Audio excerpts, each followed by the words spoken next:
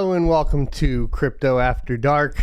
But for real, welcome to the Crypto Mining Show, your one-stop shop for all cryptocurrency news from the perspective of a cryptocurrency miner. I go by Blind Run on the internet and Matthew in real life, and we may have some noise in the background today. It is what it is. It's a wonderful Tuesday, and we have the markets down, but that's okay. Today we're going to be talking about miners getting arrested. Yeah, crypto miners getting arrested. Look, they don't like us. They don't like us. They got to send out the popo to round up the crypto miners. We'll get into details on that.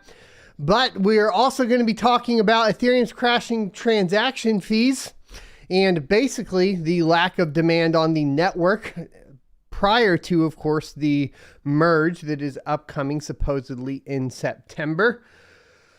We're going to be talking about the layer 2s taking a bunch of revenue from Ethereum because obviously you have the layer 1 where all the fees are transacted on and how layer 2s are replacing that. That could end up being positive news for miners in the long run. We'll be talking more about that on the 18th of this month with a senior researcher for ZK Rollups, so make sure you tune in for that. We're going to be talking about Ethereum Classic Cooperative urging ETH Proof of Work to drop the Ethereum fork plan. So obviously we talked about ETHW yesterday, the proposed plan to fork Ethereum and maintain proof of work on one chain while going to proof of stake on another. Ethereum Classic had already done this way back in the day, and there's a cooperative urging people to stop the fork. So we'll be getting into that. In addition to that, we have Bitcoin miner news. We have CleanSpark buying 36 milliwatt facility. And we have Marathon starting to energize Texas rigs, meaning turning them on. They like to say energizing, but they're turning them on. That's what they're doing. And then we have a new parallel asset coming to Flux, which you guys may have caught yesterday in the interview with Daniel Keller. We have more details, including, of course, the release date of that. And then basically we have a really cool announcement from Crazy Pool, but we're going to save that because that'll be the first topic right after a word from today's sponsor, Crypto.com. Today's sponsor is Crypto.com. Crypto.com is my go-to centralized exchange for liquidating my crypto assets. With their Crypto.com Visa debit card, I can load up my mined Ethereum to pay for power and other operating costs. In addition to the Visa debit card, there are additional fiat options, including wire transfers, to easily receive your profits. Crypto.com also offers additional services, including trading and even staking to earn additional revenue on your investments. Join 10 million plus users buying and selling 100 plus cryptocurrencies at true cost by using my affiliate link in the description for a $25 funding bonus. Or enter referral code SOAT at sign up for the same bonus. Remember, cryptocurrency investment comes with significant risks, so do your own research. And welcome back, ladies and gentlemen, boys and girls. Like I promised, the first announcement for today is actually coming from Crazy Pool, and this is pretty neat. They have basically in-pool swaps now available for you. So if you go to your settings page, and we've covered this previously for getting paid out on different networks, right? You have all these networks now. They've added some. You got the KuCoin community. You got the Eco chain from Hubby, or however you pronounce that. You got the OKEX chain. You got the BNB Smart chain, and you got Polygon. Pretty awesome as far as that goes. You can't see the drop down, unfortunately. But the thing that they added that's extremely interesting is right here under auto swap.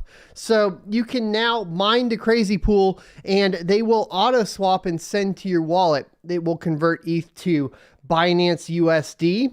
It'll convert ETH to Bitcoin if you like. It will convert ETH to USDT if you like.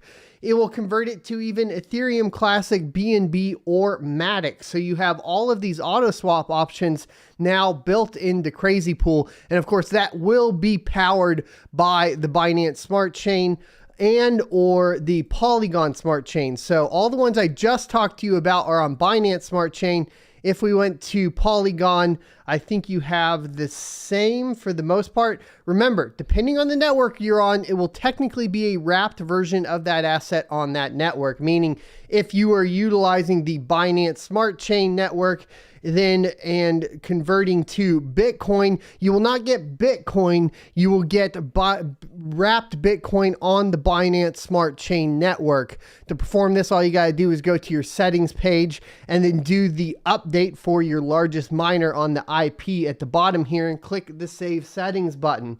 If you'd like a detailed version of a how-to on the auto swaps, let me know. But more options for liquidation are always good in my humble opinion, and seeing Crazy Pool add that seems awesome. At the same time, maybe a little too late, right? Because we are getting very close to the merge, which is very interesting. I think that's part of the reason though you're starting to see these auto swaps is because miners are not hodling ETH. It definitely doesn't appear to be the case.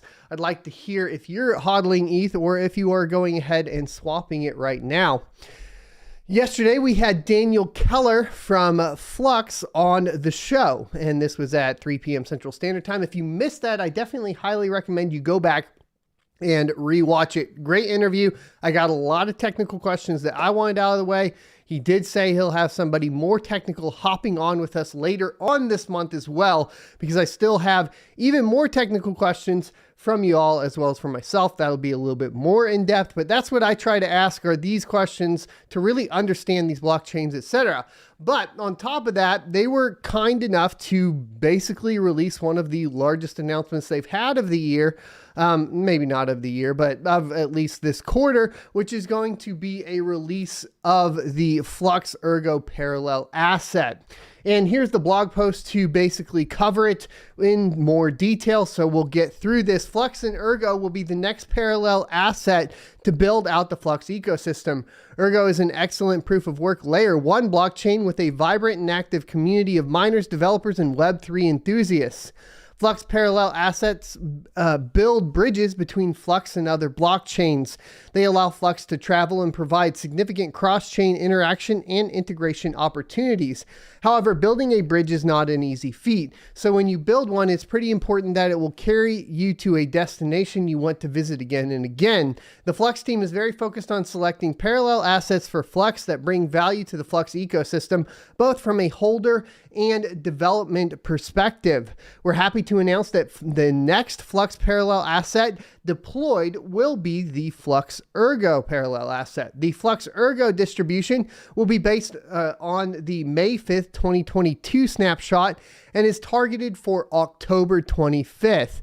So pretty much we do have a pending confirmation and it is subject to change, but people are asking, when is this going to be coming? And it looks like it is going to be on October 25th. Now, we cover Ergo on this channel to a great extent, so I don't think we need to go over the Meet Ergo portion of this. You guys should be aware of what Ergo is at this point, and if you want more details, we have a WTF is video, along with everything else that is covered on Flux. You know, we cover everything on Flux from the NFTs to the DeFi that's available over there and the DAOs and so on. So you can go check all of that out on this channel if you're interested. So, they do say you're so wrapped up in layers, Ergo boy. Here we go. Ergo is a layer 1 blockchain with a well-developed smart contract platform. On Ergo, you can find a multitude of exciting tokens, dApps, like on Cardano or Ethereum. So there's not a lot to unpack when you dive into the growing Ergo ecosystem, or there is a lot to unpack, excuse me. So we talked about the NFTs, the decentralized exchanges, the DAOs, the IDO platforms with ErgoPad, which we've been covering and doing the giveaways for, and even their own stable coin. So they say this is a vibrant and active community, and one of the reasons they decide to choose it. So while Ergo has a unique approach to its building great layer 2 solutions, it is similar to what we usually identify as layer 2 in blockchain, i.e. smart contracts and dApps. So speaking of 2, I think we had one more announcement regarding this. I'm going to see if I can pull it up. Unfortunately, I think I got an error 404 when I was trying to pull this up for everybody. Let me see if we still get an error for 404. We do. So we are going to have to basically wait on this one, I think, in particular. August 8th. Yeah, this is today. Okay. So more going on with Ergo as well. We have an update on the Plasma from Getblock, which is a layer 2 solution. So this will be an update as far as this is concerned, or Ergo is concerned. Plasma background. Recently, we at the Getblock.io team launched a new software library called Getblock.io Plasma, enabling dApp developers on Ergo to easily integrate AVL trees into their smart contracts and off-chain code. As mentioned in our previous article, Getblock Plasma enables a whole new world of opportunities for our subpools. We have successfully integrated Plasma contracts into 3 of our subpools and plan to integrate Plasma into a future pool's launch. As stated previously, Plasma allows the potential for huge amounts of data to be stored in a small collection of 32 bytes. With the success of our Plasma contracts and the start of Plasma integration into other projects in the Ergo ecosystem, we believe it to be a good time to discuss why Getblock.io Plasma was created. We will explore the use cases beyond Plasma subpool contracts and what it means to become a fully decentralized layer 2 mining platform built on Ergo. Prior to the initial conception of Getblock.io smart pools, we've believed that decentralization and transparency are important tenets to follow. All actions on smart pool are broadcasted on chain in a way that allows miners to easily see their payouts and shares. However, while payouts themselves are secured on chain, central points of failure still exist on the smart pool. One of the largest and most challenging parts to decentralize is share handling. Share handling refers to the storage of individual shares submitted by each miner in the pool. To calculate payouts, shares for each miner must be collected, which can be used to estimate the amount of work each miner performed. The work for each share is finally accumulated into a single share score, which represents the miner's proportion of the block reward. With nearly 300 plus gigahash on our smart pool, we store upwards of 1 million shares at any given time. It is easy then to see why share handling poses such a problem in decentralization. Direct storage of each share onto the chain is invisible, I think they said, or inviable. The huge amounts of data stored would inflate the size of the blockchain. In addition, there is a computational bottleneck that will occur when trying to verify so many shares at once. So job handling. The second point of centralization involves job handling and ties into censorship resistance. All mining pools on Ergo run their own nodes, which send out block candidates to miners who then try to find the nonce, which solves the proof of work algorithm. In general, this works quite well with Stratum-based software. However, a key problem exists here. If mining pools create and send block candidates to miners, then they control all aspects of the block that makes it on chain. This means the mining pools receive the block reward to their own wallet. Moreover, mining pools have the ability to pick and choose what transactions make it on chain. An adversarial actor may therefore censor certain transactions for whatever reason they choose. This centralization of jobs also means that proof of work-based governance is controlled not by the miners, but by the mining pools who create the block candidates that are sent to the miners. Although our proof of vote protocol helped to mitigate this problem, it was not perfect in that the mining pool acted more as a republic rather than a work-based democracy. The above problems are not easy to fix, and for that reason we have been researching different methods to help solve them. In fact, one of the original purposes of Getblock Plasma was to help find a solution to these issues that prevent full decentralization. Through our research over the past few months, we now believe that we have a framework to start decentralizing the mining pool further. We've drawn inspiration from various sources, including the Ergo Smart Pool paper, the ETH Smart Pool paper, and Alex, I can never pronounce his last name, Kushti, own research on collateralized mining pools. To begin, let's analyze the problem of share handling. With the huge amounts of data required, it seems only natural that the solution involves AVL trees through Plasma. By using AVL trees to store miner shares, we are able to take the millions of shares needed for payouts and store them all into packets that are 32 bytes in size. We call these packets work digests, and they represent the shares and work each miner performed for the pool. With the storage problem complete, we must still be able to verify that the shares of each miner are correct, and then assign the batch of shares a share score. We have a few different methods to solve this problem, though we will delve more deeply into them later writing on the subject, or in a later writing on the subject. So here's the job handling dilemma. There's quite a bit more research on dealing with the problem of centralized job handling in Ergo. In general, miners must run their own nodes in order to create their own candidates. This poses a problem. If each miner runs their own node, then each miner will simply receive their own block reward. This is no different than each miner solo mining and does not allow for miners to receive consistent payment benefits of pooled mining. Now, I did want to make this clear. It is important too that if you actually want to participate in the governance portion of mining, and outside of what they're trying to fix right here with plasma, right? So let's say like traditionally, mining to something like 2 miner solo does not really give you that position because you do not control the nodes.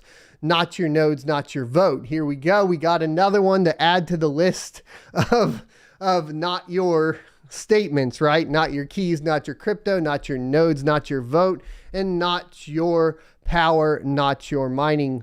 That is pretty much how we kind of go through this in a principled standpoint. What that means is that you need to, if you want to participate within governance, build your own node. However, pools came because essentially on a lot of networks, it became way too difficult for small miners to discover a block and solve it and submit it to the network and generate revenue. And so now what Getblock is doing is figuring out a way to pool all the miners together, but give the governance back into their hands. At the same time, also decentralizing the process of shares. And that is going to be extremely important too, because right now, as it sits, mining pools are centralized because they handle all of the share counts, etc., and pretty much all of the governance for any proof of work project. So one solution to this problem is to force miners to collateralize ERG in order to participate in the smart pool. By collateralizing a minimum of the current block reward, miners are able to participate in the pool using only an Ergo node, without any need for a stratum connection to some third-party pool. However, requiring collateralization clashes with one of the greatest benefits of a proof of work ecosystem, in that new miners with 0 ERG in their balance are unable to participate in the proof of work consensus mechanism through a decentralized mining pool. Third-party collateral provided by lenders can help solve this problem. By providing collateral, new miners will be able to participate in the smart pool without requiring any ERG themselves. Of course, to properly incentivize lenders to lock up their ERG, a fee must be taken from each uncollateralized miner's payout. While this is doable, it possesses a problem in the protocol is now charging miners to participate in the decentralized pool. We believe that, and this was actually a problem in P2Pool too, as I looked into it more for Monero, which we'll be discussing once I have more of a handle really on Monero's P2Pool in general. But we believe that decentralization should be free of charge for miners, and that miners should not have to pay to participate in a fully decentralized pool. To compensate for this, miners must receive a token to help incentivize them to participate in the decentralized pool. Moreover, the layer 2 protocol we wish to build will involve more than just decentralized mining pools and will instead be the backbone of an entire proof of work economy.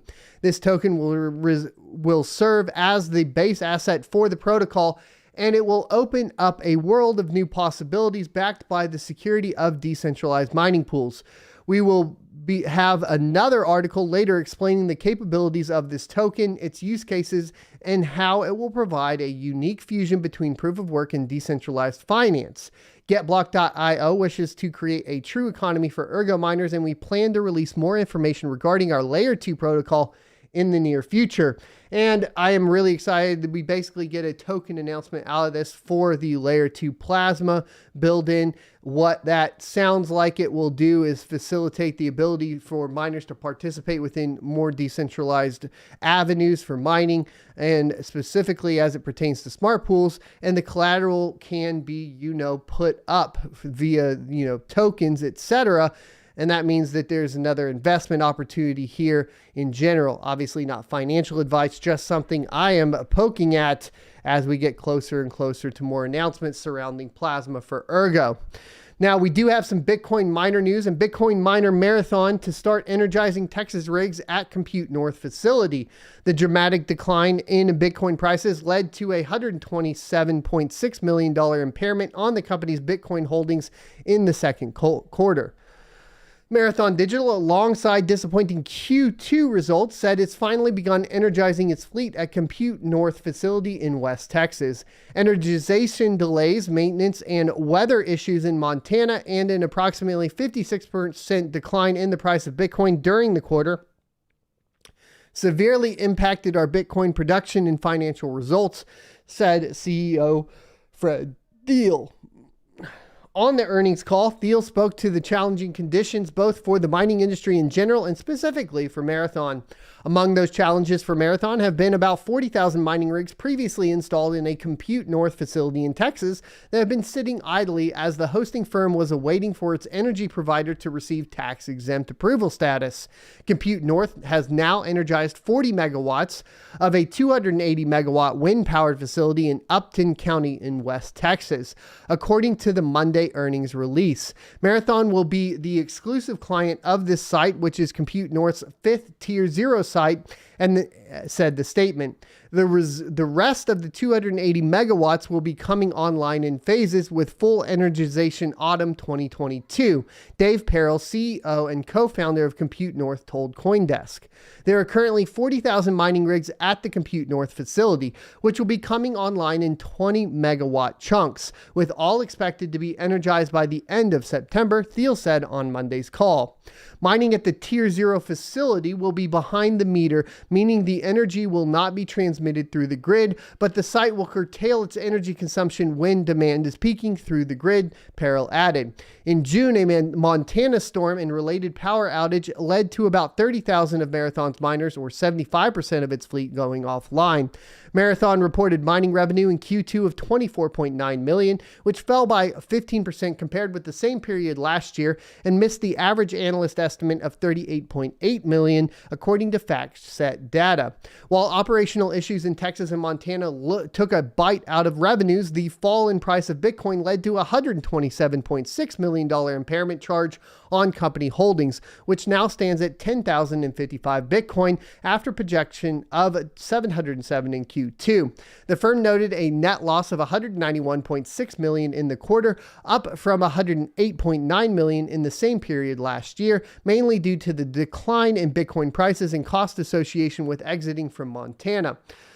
The loss was mitigated by the sale of an $87 million in equipment, Marathon Chief Financial Officer Hugh Gallagher said in the earnings call. The miner reiterated guidance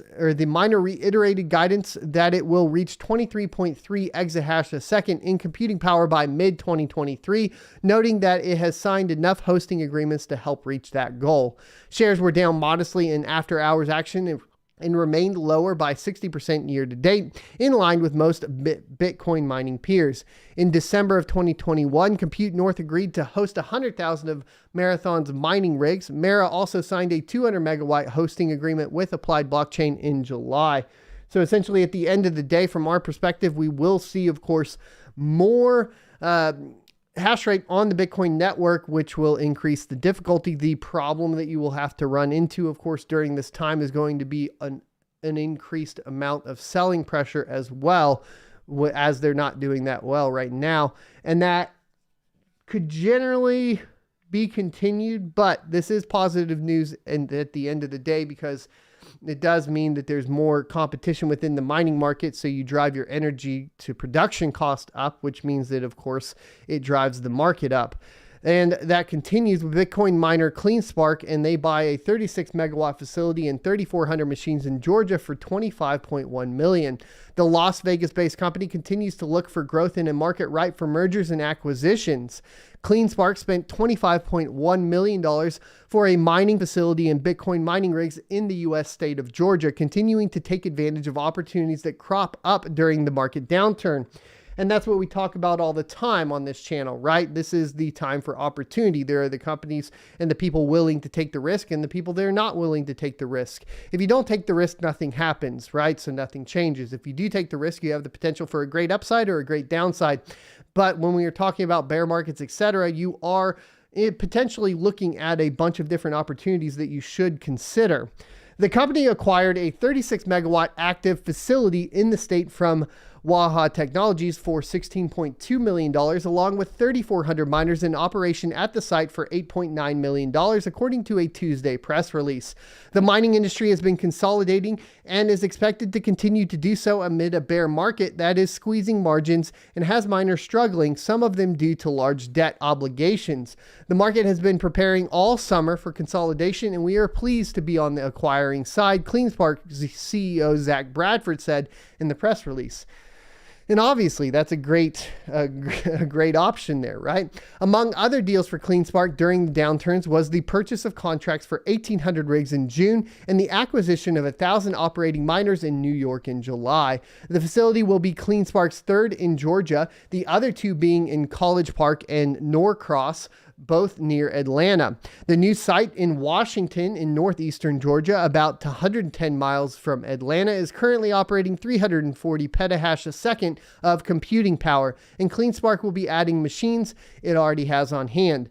The Washington location also has exclusive rights to another 50 megawatts of power, which is primarily low carbon, such as nuclear energy, according to the press release. Waha Technologies, from which CleanSpark bought the new site, had 16 megawatts of Bitcoin mining running at the end of 2021 in the state of New York, with plans to add 84 megawatts of infrastructure in 2022 across Colorado, Illinois, Georgia, and Texas, according to its website.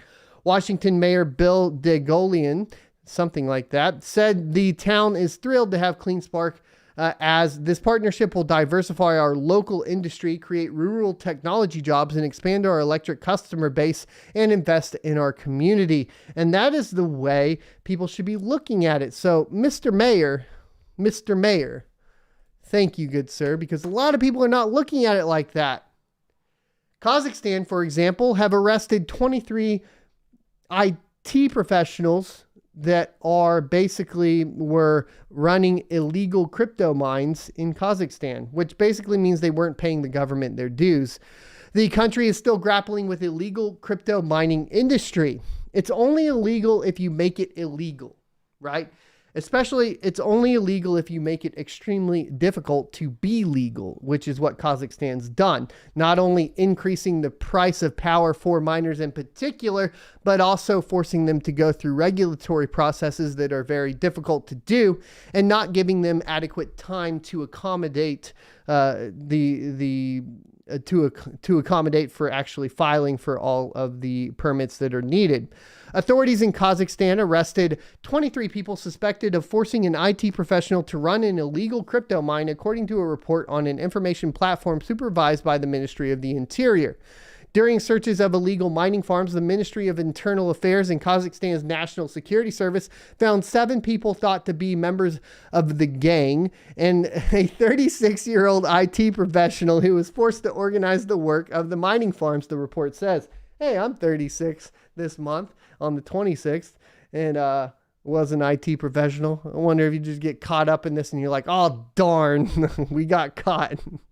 Kazakhstan has been trying to root out illicit crypto mining, which draws a lot of electricity from its crumbling grid, while coming up with regulations and taxation to organize legal industry. And that's what I'm talking about. If you make it too difficult to adhere to these regulations and you increase the taxes to the point to where it makes it unprofitable, of course, people are going to be forced into a position where they're doing something illegal, right? It's not dissimilar from a lot of the rules and stuff that are put in place in the United States either, that put you into a position whether you might even not even know that you did something illegal.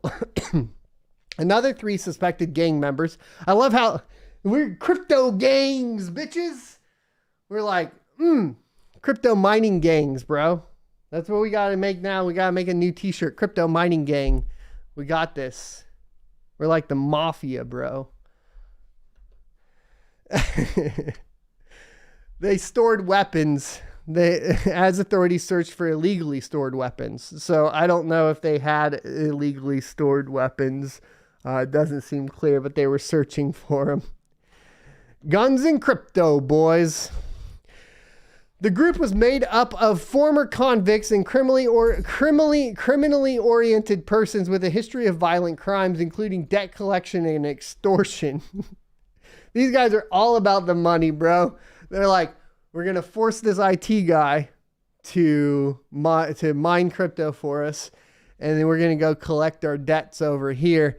And they got their bats and their illegally obtained weapons. They're like, you can pay me in Bitcoin. Here's my QR code. Pony up! It was making $300,000 to $500,000 a month from illicit crypto mining in the Talgar district of the Almaty region, the report said. Authorities also seized 6,000 items of crypto mining equipment worth about $7 million, along with an AK-47 assault rifle, ammunition, and pistols. Hey, John McAfee's not dead. We found him, guys. He's in Kazakhstan. We got it. Overall, I think that this is a little scary because we do have to, like I said, take into account that they have basically put into rules last minute to make a lot of people that are crypto mining doing something illegal without giving them proper adequate time to respond to that. If you have like a crypto mining farm and you're running a business, or any business for that matter, that then obviously crosses with the law last minute and you are expected to shut down, it can be very difficult. So, you know, targeting, they are clearly, obviously targeting these people in a manner that makes them look bad overall. I'm not sure that I buy it, right? Because every single time the government wants to basically shut something down, they're going to have to put fear into the public to justify it. So they're putting fear into the public by saying, you know, yo, this guy has an AK-47, you know, they were collecting debts and they committed extortion, and these are all alleged, right? None of them are proved. And so we shut down their crypto mining farm and we arrested them for illegal crypto mining. It is a scary path to take, and a scary one to see as a crypto miner ourselves. Now, luckily in Texas, the position I'm in is that we are seeing it being added into the Bill of Rights to be able to possess digital currencies. And thank God for that, because it is not too crazy to consider that the federal government in the United States would not do something similar at some point in time. Therefore, just all of a sudden illegalizing an entire industry and creating criminals where there were no criminals previously. So these are scary times. We must pay attention. But that being said, breaking, ETC Cooperative urges ETH Proof of Work to drop Ethereum fork. As the discussions related to Ethereum Proof of Work hard fork turned into a heated battle, ETC Cooperative sends an open letter to prominent miner Chandler Go, the mastermind of the Ethereum Proof of Work hard fork. ETC Cooperative, the organization supporting Ethereum Classic project, strongly believes the Ethereum Proof of Work fork won't work, and I tend to agree. In an open letter to Chandler Go, ETC Cooperative explains why they believe the Ethereum Proof of Work hard fork would not work. Also, forking Ethereum will be the hardest thing to do now. In order to fork Ethereum, Chandler Go and his team need to fork Geth, Aragon, Besu, and Nethermind code bases. Thereafter, the team must remove the proof of stake transition logic that Ethereum Foundation has updated over time. Only then Chandler Go's team will be able to disable the difficulty bomb, which is one that I bring up a lot, and update the chain ID to provide relay protection. Another hard thing to do is to persuade mining software authors to make changes to their mining software. Unlike client code, many mining softwares are closed source, which restricts the developers from making changes, or other developers to making changes. Now, in general, I think the mining software, everybody that runs it from a development standpoint would be on top of it and would add support. They add support for much smaller projects, right? So I don't think that would be necessarily a problem. But moreover, Chandler Go and his team need to convince wallet providers, exchanges, and other parties to support ETHW. Also, it is critical to work with node operators to install and run new working client software. And that can be extremely difficult to, influence people to build new nodes sometimes. But if there's a potential to mine it and profit off of it for mining, I don't see why this wouldn't happen. You would have people like me spinning up nodes so that we could solo mine. You would have mining pools spinning up nodes so that they could offer the service to mine it to, of course, their clientele. I think a bigger push would be for the wallet providers and the exchanges, all that sort of stuff. Obviously, Poloniex or whatever already has it technically listed, but there's no actual chain, so don't go buy it there. I'm just saying there would be some exchange support. I think already there is some chain support. They would just add in what they needed for that in particular.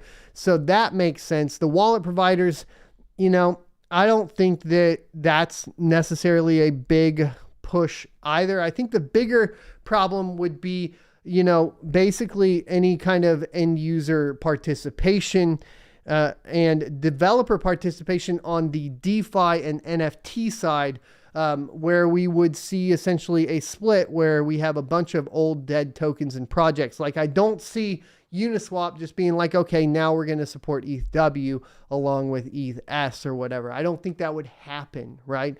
And that's where I think the biggest issue would be. Coordinating all of these will be hard and time consuming. ETC Cooperative claims completing Ethereum proof of work hard fork on time is impossible. And that is the fair point, right? You would have to do it before September, technically, if that is to be the play here. And I don't think you could complete all of the required changes, especially with the diffusing of the difficulty bomb, unless, of course, there's something happening that I'm not aware of. The merge is only weeks away. There is no information on the website, ethereumpow.org, blog posts, articles, tutorials, or other documentation related to client and software development. Open source development is critical for any project to establish trust. Stablecoins will support Ethereum, or else they will go to zero. Most DeFi projects will be broken, as everything in DeFi is built around stablecoins. Also, NFTs would not be recognized or supported on the ETH proof of work chain. All of that very relevant. You just create a copy of all of it and everybody goes, well, that's worthless. It's just a copy. And I don't see this, taking root. Once again, like I've said before, the solution isn't trying to force ETH to continue to be proof of work. The solution is to start supporting projects that are building from the ground up and doing new things, like Ergo, like Flux, like even Ethereum Classic, right? Because Ethereum Classic does have its own ecosystem and open source developers available to it. These are the paths we take as miners. We do not hold on to the past, because holding on to the past will cloud our judgment of the future. Let's take a look at Ethereum's layer 2s could take revenue from the blockchain as they become more competitive. Now, we talked about this a little bit. It's still kind of hazy, trying to figure it out, but layer 2s and their roll-ups could be something that miners could provide proofs for that would generate revenue for people that are currently mining, just in a different manner on the Ethereum blockchain. This could be extremely relevant from a profitability and revenue perspective for miners, so keep a close eye on it. On the 18th, we have, like I said, an interview coming out with the senior researcher for ZK rollups, or one of the ZK rollups, and I think that's going to be really important and relevant for you guys to check into. So the Ethereum blockchain needs layer 2 systems to help deal with its shortcomings on cost and throughput, though those same scaling products could leech revenue from the network as they become competitive rather than complementary, crypto exchange Coinbase said in a research report. It's feasible that layer 2s could become the application layers hosting the bulk of the economic activity, while Ethereum exists exclusively to store transactional data. And I think to a certain extent, this is the way you want it to function. We've talked about this before, the difference between layer 1s, layer 2s, and layer 3s, and the need for all three. And I don't think that this is a negative. Outside of the fact that it could be a negative for the holders of Ethereum specifically. And so it'll be interesting to see how the Ethereum devs and the Ethereum Foundation respond to this type of information. But I think they're already pretty aware of it, right?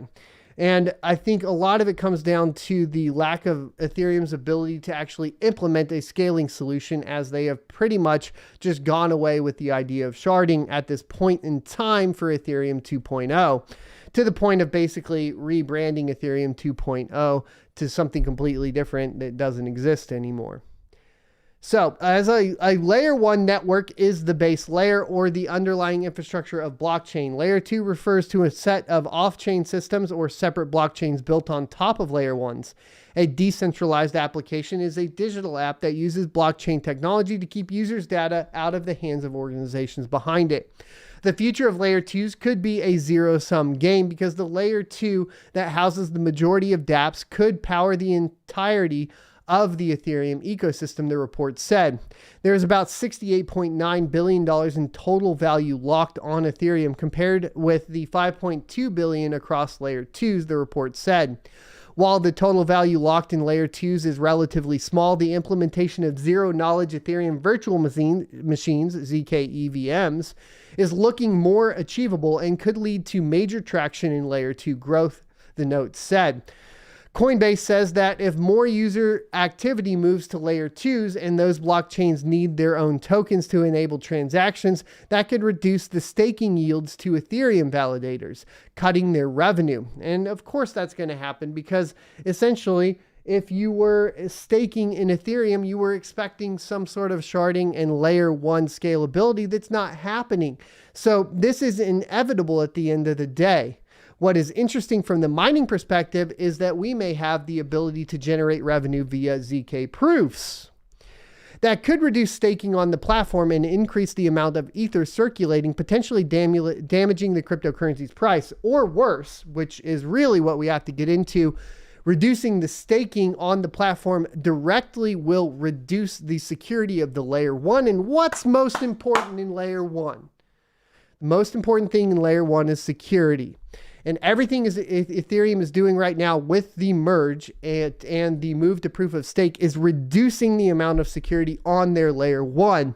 And this is a problem, because as far as layer 2s go, they could run whether or not Ethereum was proof of work or proof of stake. And so this is a bad decision on Ethereum's part. If you're going to do away with layer 1 scaling when you move to, of course, proof of stake, you should just go away and do away with proof of stake. But they can't do it. They're in a pickle. They've been promising it for so long that if they don't do it now, it's going to completely collapse Ethereum. So either way, it's a danged if you do, danged if you don't situation. For the time being, transacting on Ethereum's main network will provide a solution for users who need or value security over speed, the report said, noting that losses on cross-chain bridge exploits have reached $2 billion this year. More activity accumulating to an application on layer 2 would reduce congestion and fees on layer 1, and that could result in better price discovery for ETH, the note said. So they're also thinking that it could increase it. But Ethereum's crashing transaction fees are a symptom of a lack of demand of users as users await the merge. So people are not participating within Ethereum right now as much because they are essentially awaiting the merge. So it's kind of a hodl situation. They aren't utilizing it. But this also does beg the question, where do you get to when you get into a position where the entire incentive structure is built around staking, right? And you get to that and then you stop the transactional throughput because it's not becoming a usable chain as much as it is becoming a store of value, right? And this is like the classic like Bitcoin versus Dogecoin argument, just with a single chain sort of, right? So relative to its year-to-date low of $880, Ethereum is now up around 100%, spurred by a broad-based recovery in the risky asset universe, as well as the investor euphoria around the upcoming merge event. As illustrated in the chart above, Ethereum is currently trying to turn a critical price level into a support. Should this endeavor prove to be a success, the world's second largest cryptocurrency by market capitalization can then attempt to wrestle with the next major resistance around 2200 to 2460 price level. As a refresher, Ethereum is slated to transition to proof-of-stake transaction authentication framework with the upcoming merge event, which will see Ethereum mainnet become a shard on the Ethereum 2.0's beacon chain. We're just going to have two layers, right? Consensus layer and execution layer.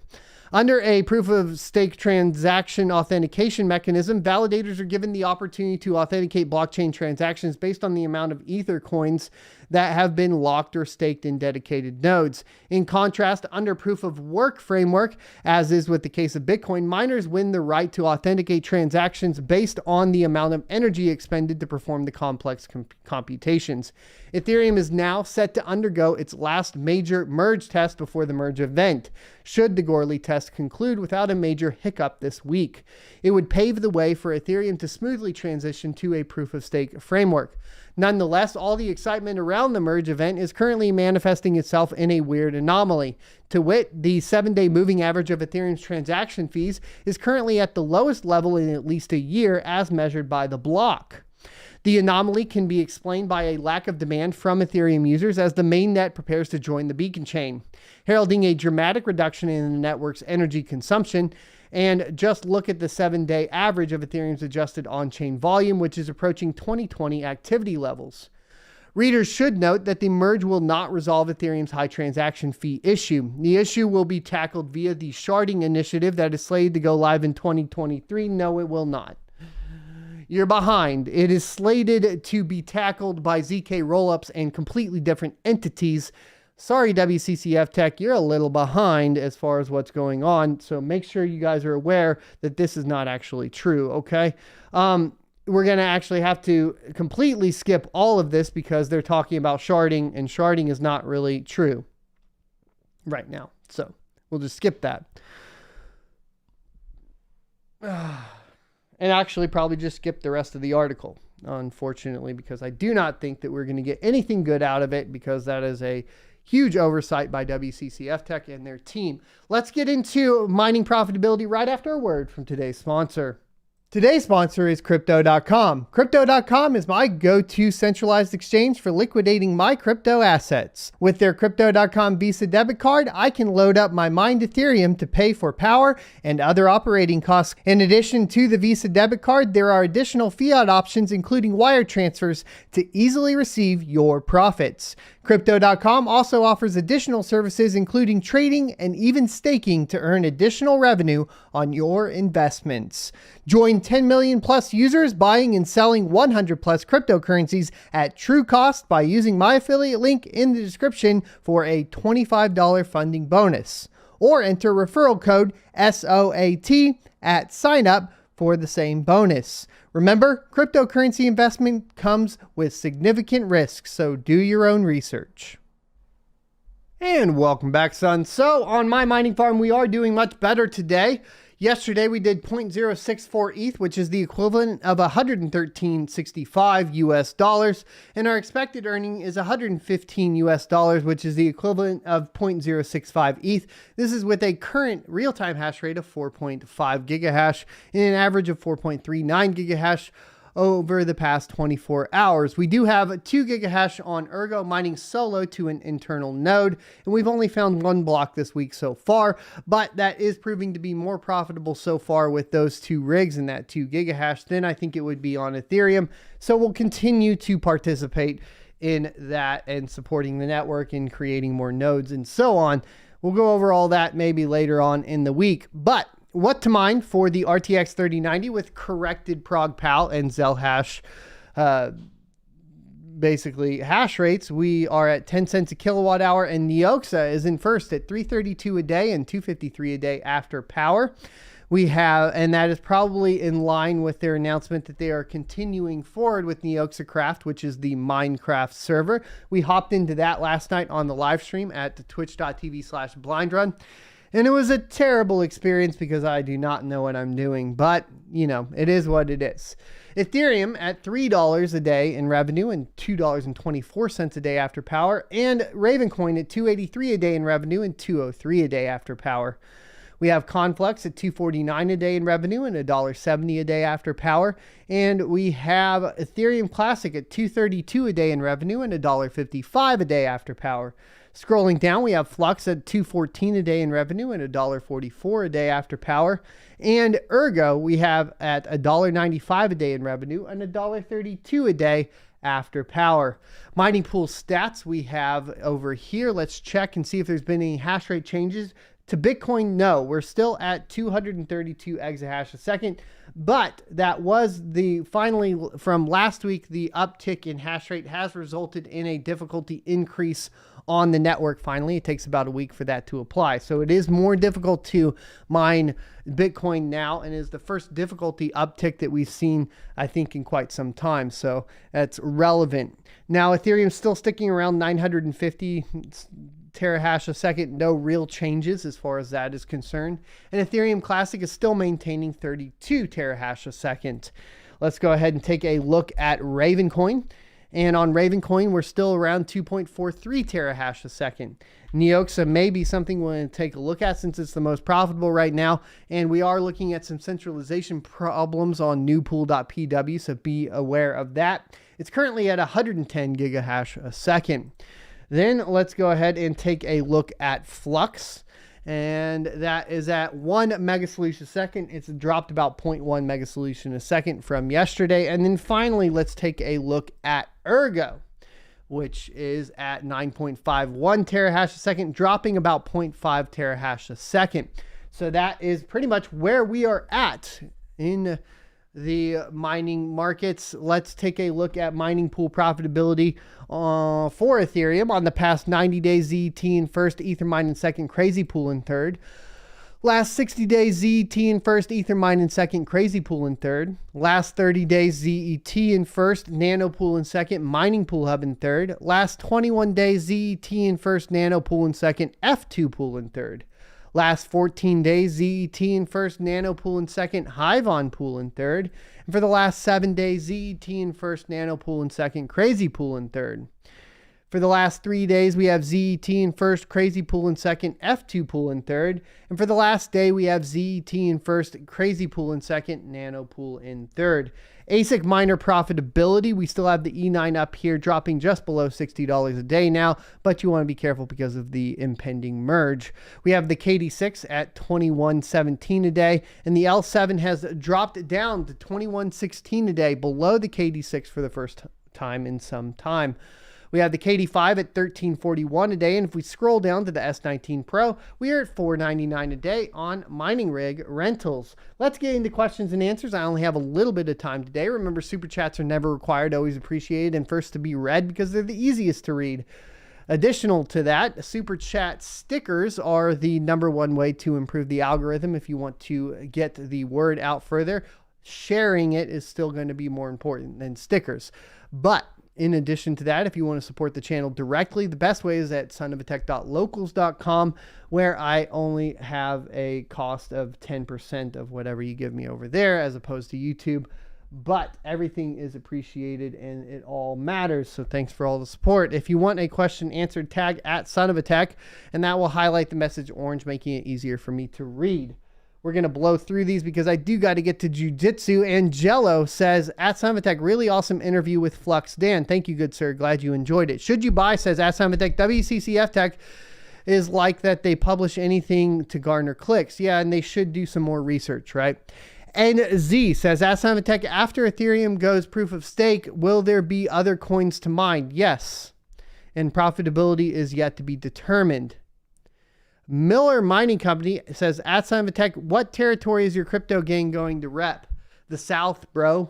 Maybe we'll tie it to like XIT. We'll call it 10 in Texas. The old brand. Wasted Trash Panda, thanks for the $1.49 super chat sticker. Hugo Down, thanks for the $2 super chat sticker. And Ted Park, thanks for the 99-cent super chat sticker. We have a super chat question from Xcraft LLC for $2. It says, Biden signed the Chips and Science Act today. I didn't see that. Of course, yesterday we had, or the day before yesterday, we have all the impending inflation recovery bill, which is apparently about printing more money, which makes no sense. And our government in the United States is failing us. Unfortunately, that seems to be the case. Andrew A says, at Son of a Tech, hypothetically, if you had 50 ETH, what would you do? Sell all and invest on mining farm versus stake or versus hodl? I think at this point, like personally and not financial advice, it would be worth holding at least up until maybe like September 1st, and then probably being safe on the next pump, maybe the pump over 2,000, which I think will probably happen. That's just my personal thoughts on it. Around 2,000, sell it, drop it all into mining equipment. Steven says, ask Tech, what hosting service would you recommend if you had to host hardware? Pretty much none of them. I would try to work with someone locally if I had to find hosting. Xcraft says, ask Tech, you should make a t-shirt that has 3 not your laws of crypto. Yeah, we should make that. That would be great. Bojangle says, thanks for the $2 super chat, says Getblock hasn't been paying out very well the last 2 days. Yeah, their low hash rate, that's going to be kind of the manner in which some of this happens, right? But even mining solo, you know, we haven't found the block. We haven't found the block in a couple days now. The last block was 2 days ago. So there is all that. Manzor says, ask Tech, when do you think the merge will happen, or are you expecting a delay again? I expect the merge to happen on or before September 19th. It has to happen. Andrew A, thanks for the $5 super chat sticker. And Patty, thank you for the $4.99 super chat, says, appreciate the work. Waiting patiently on layer 2 project info on the 18th. Yes, sir. Hopefully we'll get some more info. I'm excited about that one as well. If you can't tell, because I keep talking about it, right? Anything new, like technically wise for like, or technical for mining is always exciting. Right?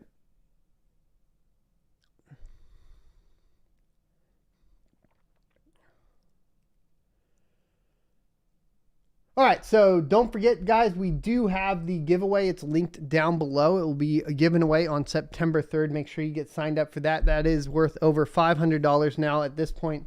Actually, probably even more. We can go check, though. Ergo pad / staking. Let's go make sure. So this stake has already done 165 Ergo pad. It was 12,500, and there are currently 12,665 in the stake. This one is being given away. If we wanted to see how much this is worth, we can do that. So we can copy this out and we can go to ErgoDex, swap. We can get a current price on what this is worth.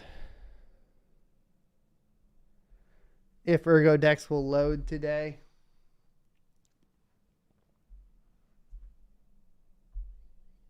Padilla's on here now too. Fun. And so the current stake is worth $485. It'll be worth over $500 probably by the time we give it away in September. The rewards have been pretty good though, right? Because we did this back on the 3rd. So in 5 days, we've already done 165 Ergo or pad. So in 5, it's doing about $1 a day on this stake. Which really isn't bad. It's at $6.32 is what it's generated. So that's pretty cool. Elm ASL says, ask Tech, do you think that Vitalik is working for the aliens trying to rule the planet? I don't think so. Why would they do it that way? Why would they do that with Ethereum? Village BC says, ask Tech, maybe ErgoDex should run on Flux to sort out loading. I don't know that that would increase the speed necessarily. All right, guys, we're going to wrap it up for today. Thanks, everybody, for hanging out. Be sure to hit the like, comment, subscribe, and notification bell down below so you're notified when we have new content. I'm going to try to get a dedicated video out today, but it may not happen because well, it is what it is. We will be live streaming on twitch.tv/blindrun at 6 p.m. Central Time today. So definitely go check that out. And I will give that link to you guys right now.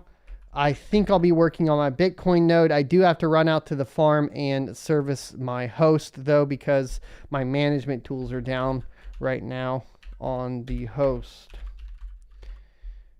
Bam. Thanks for watching. I'll see you next Tuesday.